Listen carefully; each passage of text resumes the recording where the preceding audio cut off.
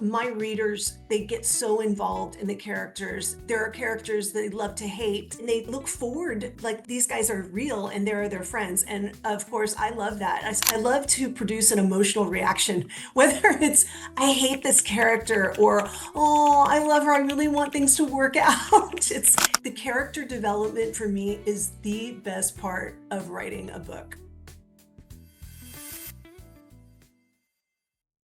Some experts chase attention, but the smart ones build authority. You're listening to the Authority on Demand podcast, where credibility becomes your competitive advantage. Every week, we're pulling back the curtain on how founders and leaders turn expertise into inbound demand through books that position, media that converse, and strategies that actually move the needle. I'm Danielle Hutchinson, your host and Chief Creative Officer at Authority on Demand. Now, let's turn your authority into leverage. Okay, everybody. So you know that feeling when you're watching someone's carefully curated Instagram feed and you just know there's a whole nother story behind those perfect photos? The gap between the glossy surface and the messy truth underneath, that's where today's guest lives as a writer. Adele Royce spent 15 years in the belly of the beast, Las Vegas advertising, where multi-million-dollar illusions are crafted and sold every day. She learned how to make lies look like truth, how to package desire, and how to create stories that make people reach for their wallets. And she took all of that insider knowledge, all the secrets about how we manipulate and manipulate it, and she turned it into something rare. Fiction that tells the truth about how power, ambition, and desire really work. Today's episode, we're going to be chatting about all of Adele's previous novels, but also a little bit of a sneak peek into her newest series, The Neon Diaries. Super excited for all of this. Without further ado, Adele, welcome to the podcast. Hi, Danielle. Thank you so much for having me. Hey, real quick before we jump back in, if you're loving what we're doing here, hit that subscribe button and drop us a like. We're bringing you the best authors, the most real conversations, and all the writing wisdom that you didn't know you needed. So stick around because it only gets better from here. All right, now let's get back to the conversation. Yeah, of course. I always love hearing stories about people who took what they lived through and put it into a book and found a way to make it exciting and romantic, but also have these like powerful meanings behind it all. So we're in for a good conversation today for sure. Yes, we are. Yeah, well, hey, before we dive into the books, then I'd like to learn a little bit more about you. I mean, you started writing at age 7, so tell us a little bit about that and how, that creative urge was sparked so young and how you carried it on throughout all these years. So I think as a 7-year-old, I was probably annoying my teacher more than doing anything else because I was always really good at English. That's my subject. I'm not a math person. So when she gave me a little booklet and said, oh, write a story. And I just remember it kept going and going. And she finally sat me down and said, this needs to end at some point. So, and then flirting over time, beginning, middle, end. But yeah, I think I always had an affinity for writing and, spent most of my career writing and professionally, but I was also an English major in school. So it's just something I've always done. Understood. So I love that. I think a lot of authors can relate to that. We have a passion for it and it kind of sits like I guess on the back burner in a way until you finally get out there and make the choice to put the words onto the paper. So what was that moment when you decided to start your first series? Was there a catalyst that made you say it's time, I need to get started? Actually, that's a really good question because I started writing like while I was in the fray of working in Las Vegas. And I didn't know what it was gonna be. I just started doing it because it was just kind of I felt like I was maybe not creatively fulfilled. So all of my work and, in Las Vegas, in marketing especially, we just work really long hours and, so much time is spent, like, out at events and, I just started to spend my downtime. It almost centered me to just write experiences that I'd had. So technically it would have been nonfiction, but over time I developed kind of a big manuscript of sorts of just stories. And I thought, and it was about 10 years ago, a little longer, maybe 12 years ago, that I actually thought it's time to write a manuscript. So yeah, it kind of started while I was really like in the fray of my career and developed over time. Understood. So that's really cool to think about. A lot of people see writing as a chore to do or something on their to-do list. Like, I need to write 10,000 words in my book today or it's never going to happen, right? But to you is different. You sat down, that was your relaxing time, a way to decompress from the day. So that's cool that that's how you generated those ideas to start with. So that must have been interesting to take your experiences and turn that into an outline and into the fiction book. How much would you say it was actually true life events that you experienced throughout these series?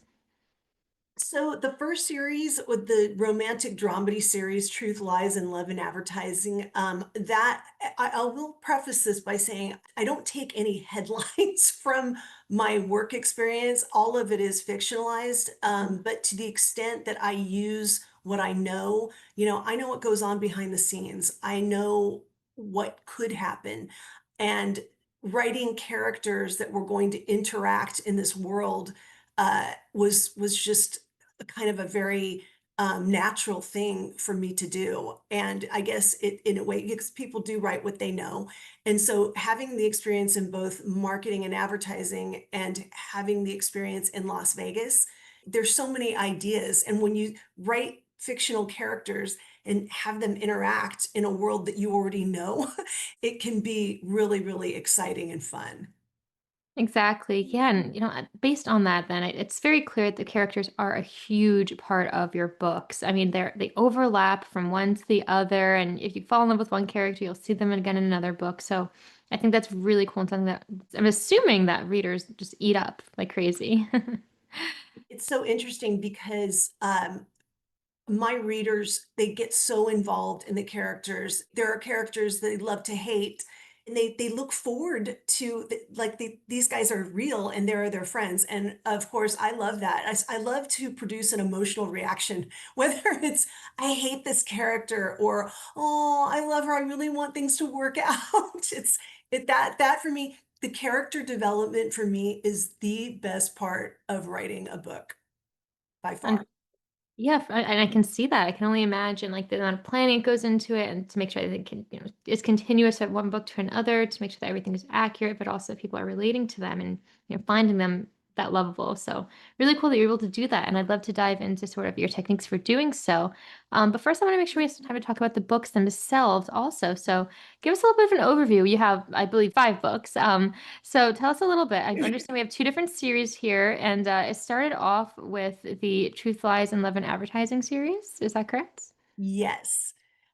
Yes. So the first series, the first book I wrote was Princess Smile, which was actually the third book that I published.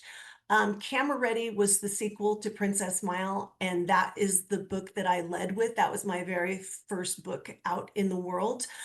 So it kind of started in the middle of the story of that series. And, there had been this tremendous drama in Jane Mercer, who is the main character in both Princess Smile and Camoretti, between her and Craig Keller, who was my villain in those first 2 books. So he was the villain, and basically, because it's a romantic dramedy, the central conflict in that book was the relationship between Jane and Craig. And over those 3 books, just all kinds of things and set against the advertising world. I did base the first 3 books in Los Angeles where I grew up. And I hadn't lived there forever, so I had a lot of fun research trips going back to LA. And I like authenticity in the books. So it's really important for me to have that vibe be authentic and to be real and for people to feel like if they've never been to LA, that they're there and they're seeing it through my eyes and through the eyes of the character who's narrating the story. Understood. Yeah, and I can totally get that from what I was looking through of the books themselves. It's very clear that you immerse the readers not only in the location but also in the characters, like you mentioned before. So amazing stuff. And then the next books, this whole new series, then is something to think about too. And I'm wondering if you could chat about that. I mean, Summer's Blood, for example. That's one of your most recent ones. It earned a Kirkus starred review, so that's really cool. What do you think made that happen? What resonated with most people of the story? So that was the Kirkus star was the biggest surprise of my writing career. I what a thrilling surprise too, because I remember I saw the review and I saw the pull out quote. about it being a graphic, gripping start to a new series, and I thought, "Oh, it's a positive review." So I'm reading it, and honestly, I don't think I discovered till, like, a few days later what the star meant and how only, like, 8 to 10% of all books that they Wow. review every year get the star. Of course, I was thrilled with that. I do think what resonated in reading all my trade reviews, the reality was they liked that it's plot driven because, mystery and thriller are plot driven. My first 3 books were character driven, but they did say that I had a lot of rich characters, that they felt like there were enough characters and there was enough character development, even though it was a plot driven novel. And that's my, like I said, that's my favorite thing, is to develop characters and do sketches of them and put them in these situations and make them horrible or delightful or whatever it's gonna be. So that's kind of why I think that it did resonate. Understood. Well, such a cool thing, especially that it was just a surprise. You weren't like anticipating it, and here you are now, and that's a kind of a badge to wear to show that all of your efforts have, amounted to this. That people really do resonate and appreciate your work. So yeah, I love that. And kind of going forward from Summer's Blood. I mean, there's a lot of like poetry in there too, right? Like like little clues and cues for that. So, why use poetry as a device? That is such so you're actually the first person to ask me about the poetry on, Oh. during a podcast. So one of my characters who I established in Princess Smile, so book 1, so Craig's mother, Julia Keller, she's a published poet. And I have that just as a thing that when I was writing his bio, I'm like, what did his parents do? Okay, his dad, Donovan Keller, was a criminal trial lawyer. He's got to have a soft side. Like, what does the mom do? And she was a published poet. So what I did is I wrote a lot of poetry when I was in college, and I didn't do anything with it. It was just I was taking a lot of poetry classes as an English major, so I was writing a lot by the time I graduated. And I went back and I found I had enough that I was able to take those poems, and I published one in 4 position only. It was really kind of something that Julia gave to her son. She wrote it for him because she wanted him to know how much she loved him. And so in Summer's Blood, I took the theme of her because she's a very key player. Julia Keller in Summer's Blood is like she's the key to finding out these secrets that they have to find out by the end of the story. So what I did is I took these poems and I rewrote them from Julia's point of view. I tried to make them relevant to her life and what she would personally feel. And that wasn't an easy thing. It really wasn't. I was converting my personal poems into her personal poems. And I had to embed a few clues because there had to be a reason why these poems were appearing. And I thought it was such a great, clever way of, you know, giving them clues and having them come up with the final, oh my gosh, here's what really happened. And so that was just something, but I love that you asked me that question because I don't really get, and they are original poems. People will ask me, did you write those? Yeah, well, yes. Who else would have done it? I don't use AI to write, so yes, I wrote those poems.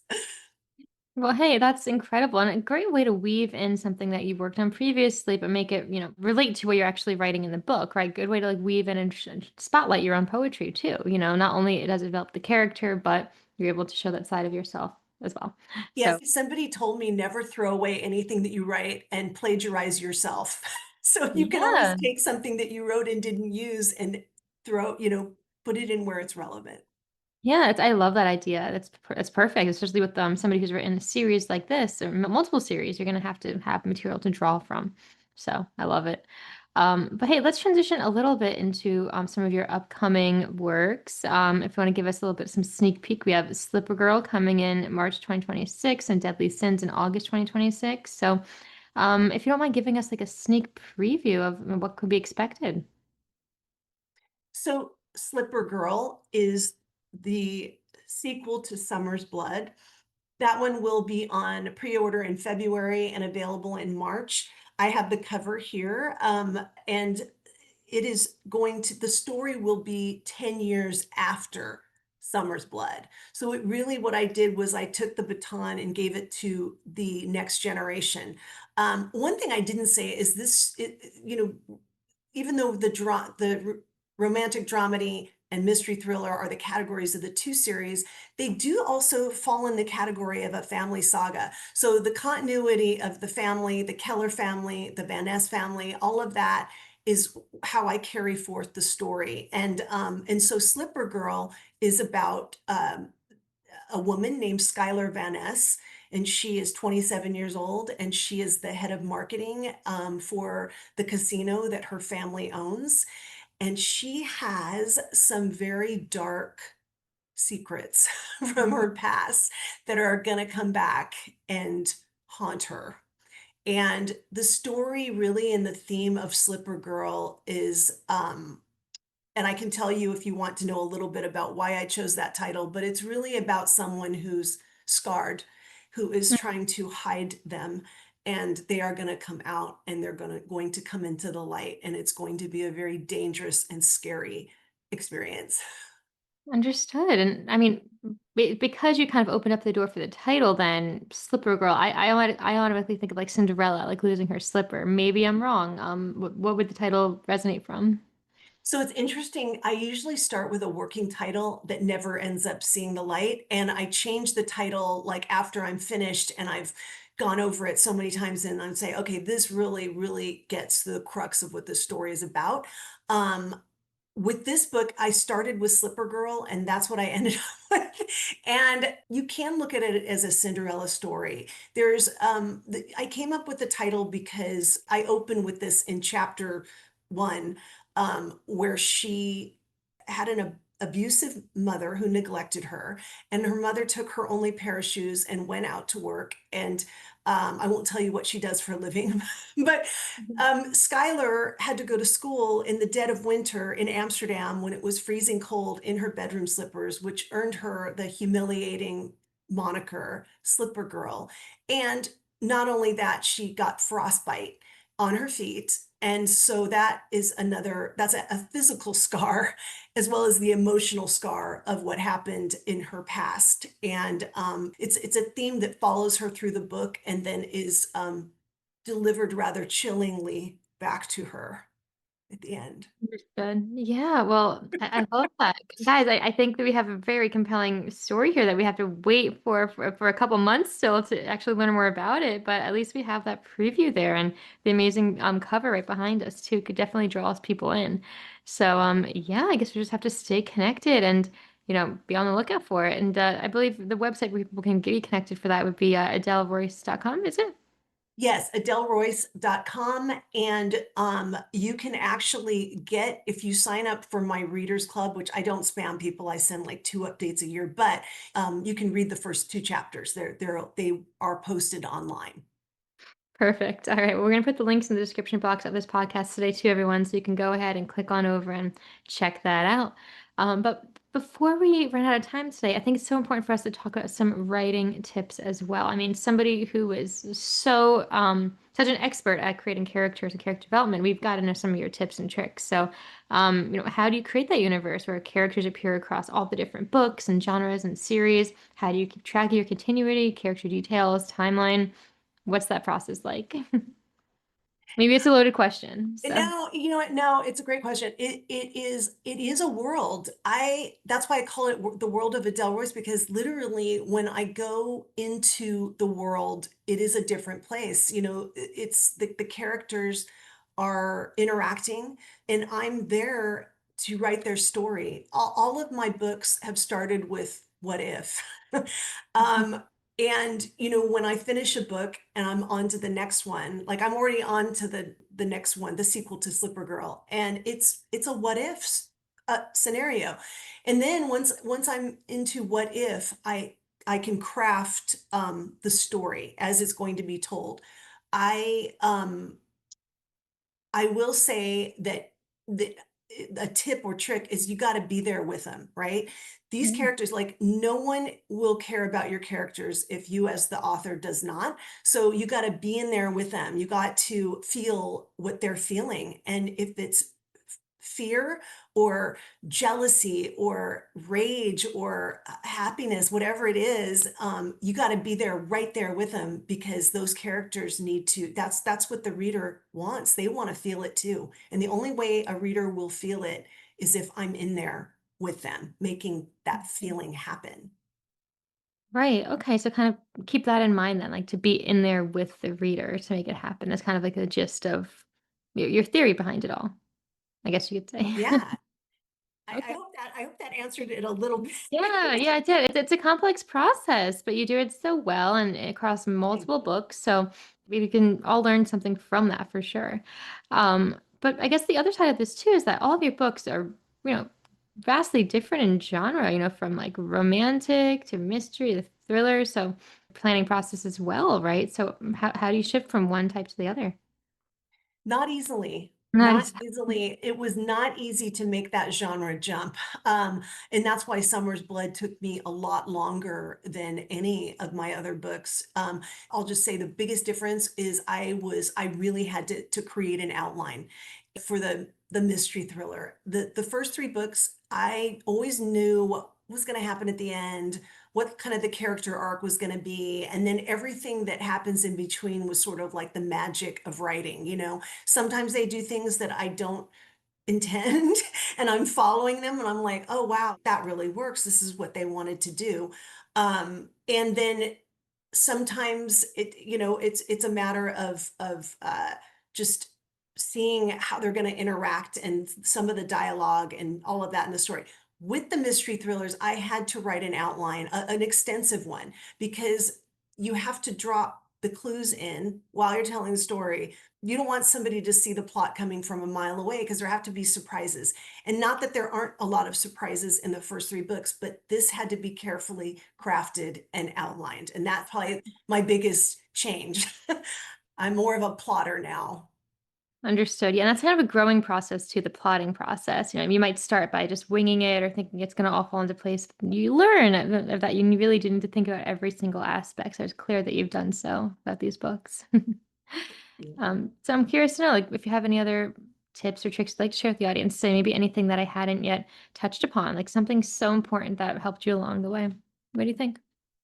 So I know there are a lot of people out there who want to write. I know because I encounter them all the time in my work and in my, mentoring students and the things that I do. People will say, I want to write. Can talk to me about it. And the one thing I tell them is you have to just do it. It is like a thing. You have to have a passion for it.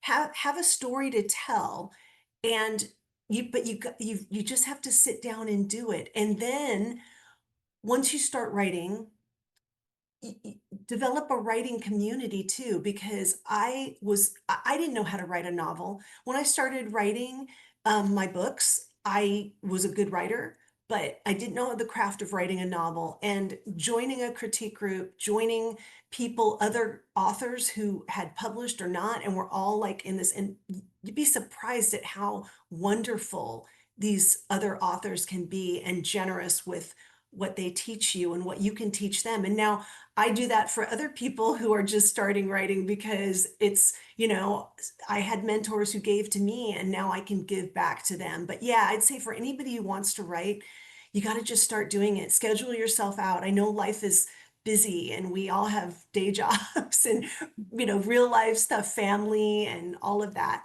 but it's something you really got to do if you want it badly enough. Understood. I love that, and I love how passionate you are about all of this. It just goes to show that you've put that passion and that love into every piece of work. So, I mean, guys, whichever one of these books you decide to pick up, I think you're going to be in for a treat. And thank you I so hope much. so. Yeah, I think so. I mean, it's very compelling stuff. Get immersed into the work, and there's little bits of Adele woven throughout every book. So the links are in the description box, guys. Click on over, get connected, and you know, just let's look out for those next books. We're excited to see. Thank Adele, thank you. you for coming on today. It's been an absolute pleasure, and I've enjoyed hearing all about your books. It's been a lot Thank of fun. you so much for having me today. I really appreciate it. Of course. But Yeah. And guys, I mean, if we can learn anything from Adele, it's that, you can take your experiences, you can take your passions, just hold on to them and use them into your books. It's kind of what she's done here with all of them. And I think we're so excited to hear about the other books coming up soon. So, yeah, guys, again, thanks for joining us. And if you're listening, just keep writing, keep learning, and keep pushing toward your own mission too. That's a wrap on another episode of the Authority on Demand podcast. If today's conversation sparked something in you, don't keep it to yourself. Share this episode with a founder or leader who's ready to stop being the best kept secret in their industry. If you want to turn your expertise into inbound demand, head to authorityondemand.com to see how we help clients go from unknown to in demand. I'm Danielle Hutchinson, and I'll catch you on the next one. Now, go build some authority.